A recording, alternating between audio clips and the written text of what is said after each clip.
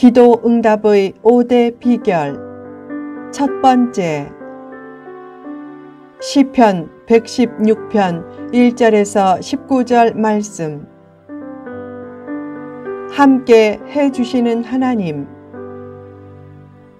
미국의 한 인디언 족속은 특이한 성년식 풍습을 가지고 있다.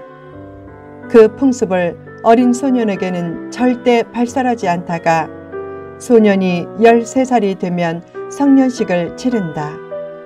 그때 이른 밤에 눈가리개로 소년의 눈을 가리고 깊은 숲으로 이끈다.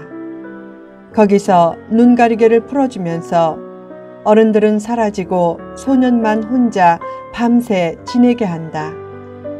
소년은 밤에 나뭇가지가 흔들릴 때마다 야수들의 눈빛을 본다.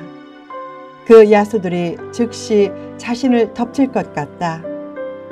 늑대 울음소리가 들리면 늑대들도 즉시 자신을 덮칠 것 같다.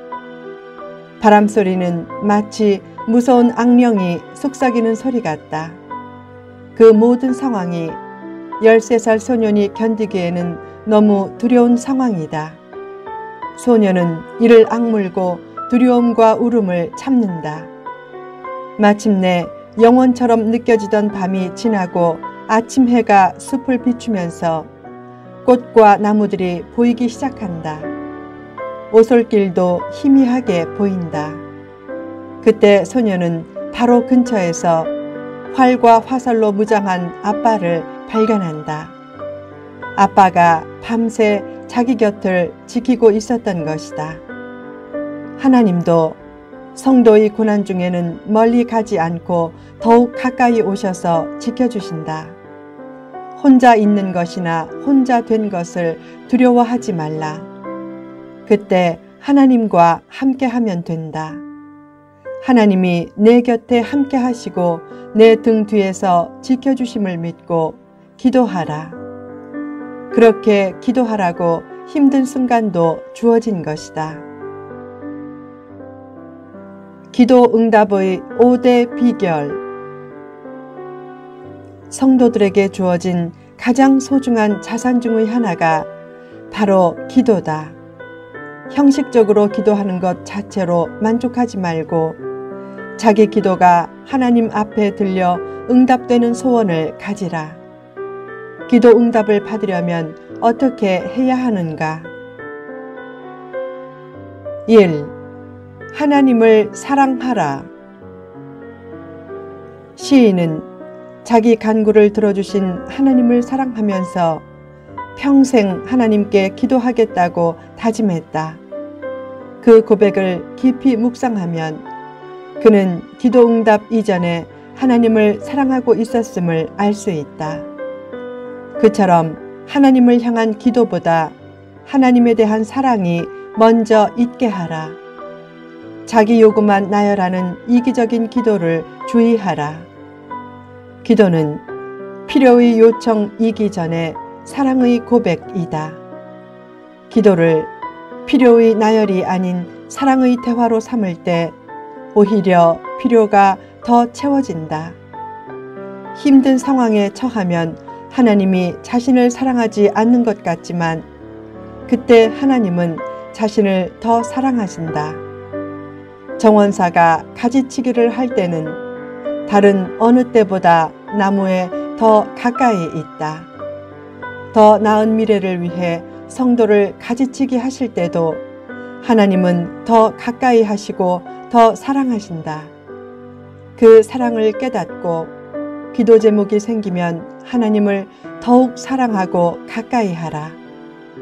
삶을 돌아볼 때 가장 큰 교훈을 남긴 것은 성공과 형통이 아니라 실패와 고통이었다.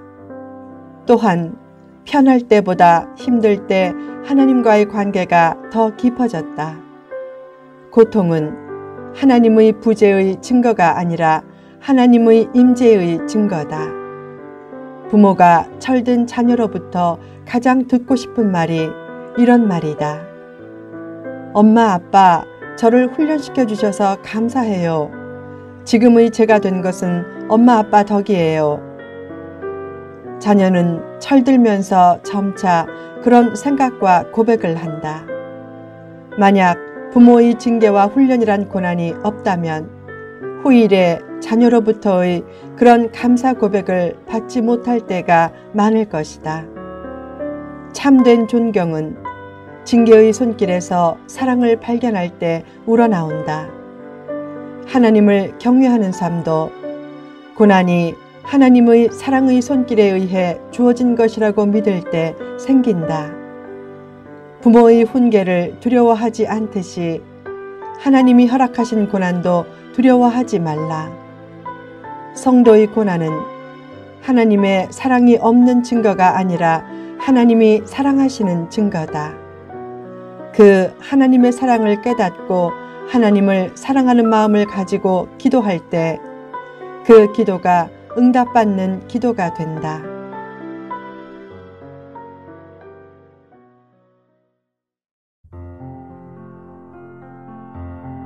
2. 여호와의 이름으로 기도하라. 시인은 당시 극심한 죽음의 고통 중에서 자기 영혼을 여호와의 이름으로 건져달라고 기도했다.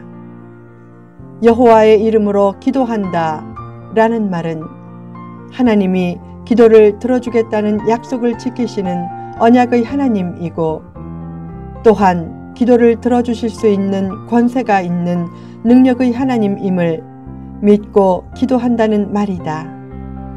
이름은 존재의 현존 및 권세를 나타낸다. 그래서 여호와의 이름 혹은 예수님의 이름으로 기도하면 응답과 능력이 나타난다. 문제는 사칭이다. 믿음도 없이 예수님의 이름을 사칭하며 기도하는 경우도 얼마나 많은가. 예수님의 이름은 문제를 해결하고 마귀를 쫓아내는 주문이 아니다.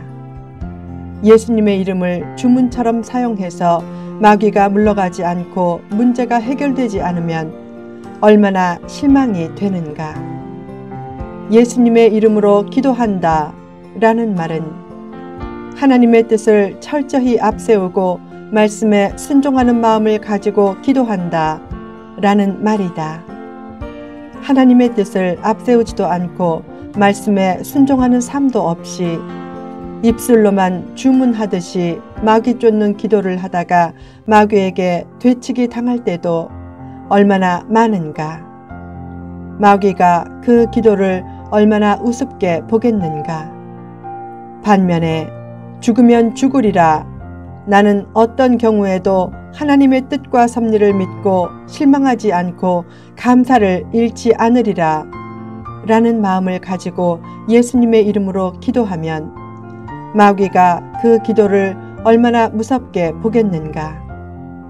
그때 마귀가 기겁할 것이다. 저 친구 봐라. 예수님의 이름을 내세워 죽으면 죽으리라고 담대히 기도하네. 저 친구를 도저히 못 당하겠네. 저 자신감에 정말 질리겠네. 결국 마귀가 졌다 라고 하면서 털썩 무릎을 꿇는다. 하나님 앞에 무릎 꿇는 성도가 마귀를 무릎 꿇릴 수 있다. 큰 문제를 만나면 사람이기에 잠깐은 두렵다.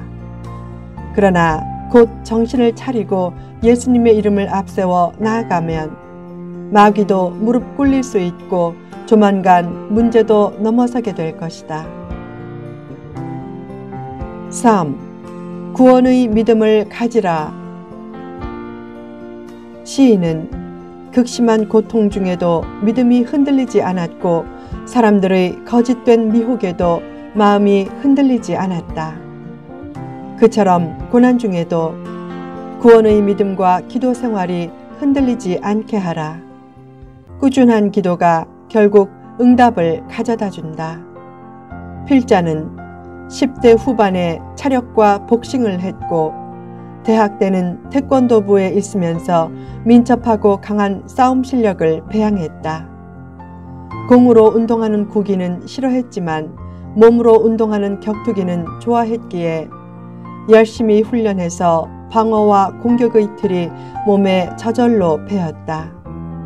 그렇게 될 수 있었던 것은 격렬한 훈련보다 꾸준한 훈련이 큰 역할을 했다. 같은 7시간을 훈련해도 7일에 한 번씩 7시간 동안 격렬하게 훈련하는 것보다 매일 1시간씩 격렬한 훈련을 7일간 하는 것이 훨씬 효과가 있다. 꾸준한 훈련을 통해 기술이 몸에 틀로 배이기 때문이다.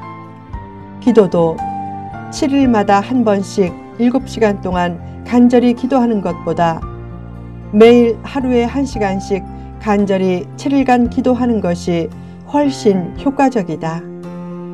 고통의 때나 형통의 때나 변함없이 꾸준히 기도함으로 기도 생활이 삶의 틀로 배이게 하라. 예수님은 마태복음 6장에서 말씀했다. 기도할 때 이방인처럼 중언부언하지 말라. 저희는 말을 많이 해야 하나님께서 들으실 줄로 생각한다. 이 말씀은 기도를 오래 하거나 같은 내용의 기도를 매일 반복하지 말라 라는 말씀이 아니라 외식하거나 믿음도 없이 반복해서 기도하지 말라 라는 말씀이다. 구원의 믿음과 하나님의 선한 섭리에 대한 굳은 믿음을 가지고 꾸준히 기도할 때 그 기도가 응답받는 기도가 된다. 후편에 계속됩니다.